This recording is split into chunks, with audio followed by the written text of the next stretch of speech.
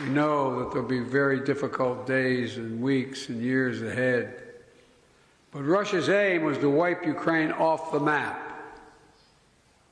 Putin's war of conquest is failing.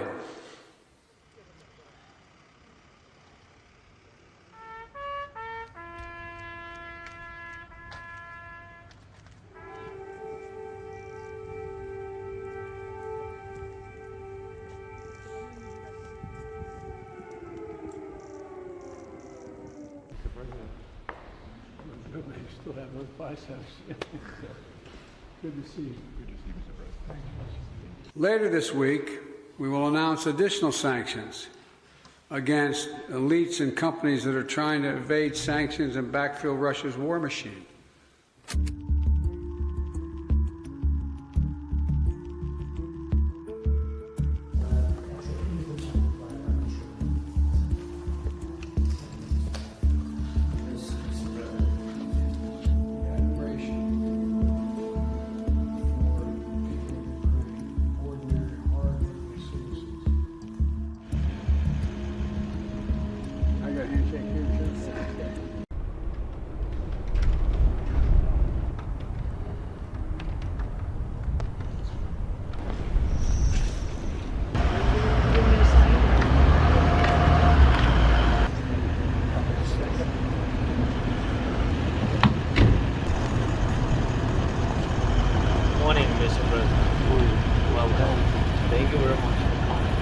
More importantly, how are the children?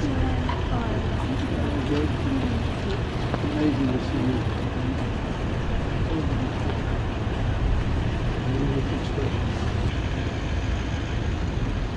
I got a handshake here, too. That is. Well, still teaching.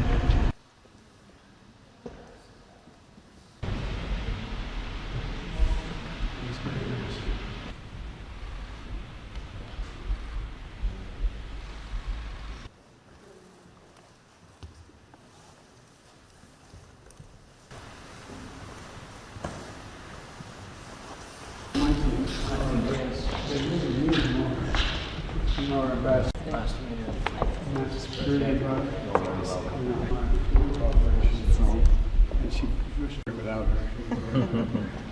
This guy. Yes, Panie Prezydencie. You know Ukraine. I know. Mr. President. Good, man. You still have those biceps. Good to see you. Good to see you, Mr. President. Thank you. Speak, Mr. President.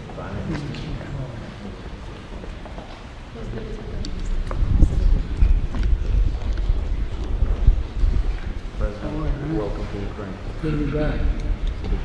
I'm trying to figure. They've asked me how many times I've been there. I had to count. 8 is my 8th time. Well, it's never enough. I'm looking for a passport. They're really friendly.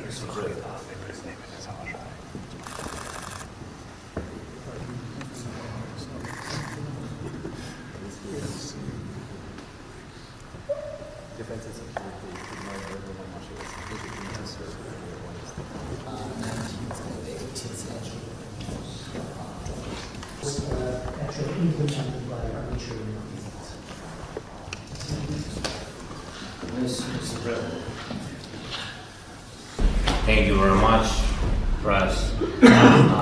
Morning to everybody. Today we host President Biden. That is so important signal for us, and all we are proud of it. Thank you very much for coming, Mr. President. That is a huge moment of supporting of the Ukraine. And what can I say? I really appreciate that President Biden, American society, being from the very beginning of this tragedy, from the very beginning of this full-scale war, from the first days being together with us. First phone call of supporting was from White House to Ukraine. And thank you for your leadership. Thanks bipartisan support. Thanks Congress. I think that is a historical moment for our country, and very important. Today we'll speak detailing about the situation on the battlefield, but I think almost we'll speak about people about Ukrainians, about Americans. I think that is huge and so difficult period for societies, and what we have to do to stop the war, to have success in this war, to make Ukraine more stronger, and how to win this year. You're very welcome, Mr. President. Thank you so much. Thank you for having me. Presumptuous of me to say this, but I thought it was important that the President of the United States be here the day the attack began. Because as the President remember, I was warning the world that he was going to attack. I was certain of it. And I thought it was critical that there not be any doubt, none whatsoever, about U.S. support for Ukraine in their war against the brutal attack by Russia.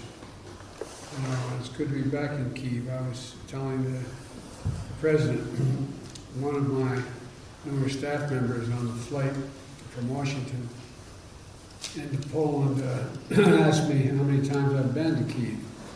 And I had to stop and think it's my 8th trip. And much has changed. Much of it bad with the invasion, but also the Ukrainian people have stepped up in a way that few people ever have in their defense, and have apparently also embraced the notions of democracy. No longer discussions about whether or not certain privileged people have control. And and I bring greetings and goodwill from the members of Congress, and you had a very good impression, as you know, when you spoke there last. And for all the disagreement we have in our Congress on some issues, there is significant agreement on support for Ukraine. Because this is so much larger than just Ukraine. It's about freedom and democracy in Europe. It's about freedom and democracy writ large. And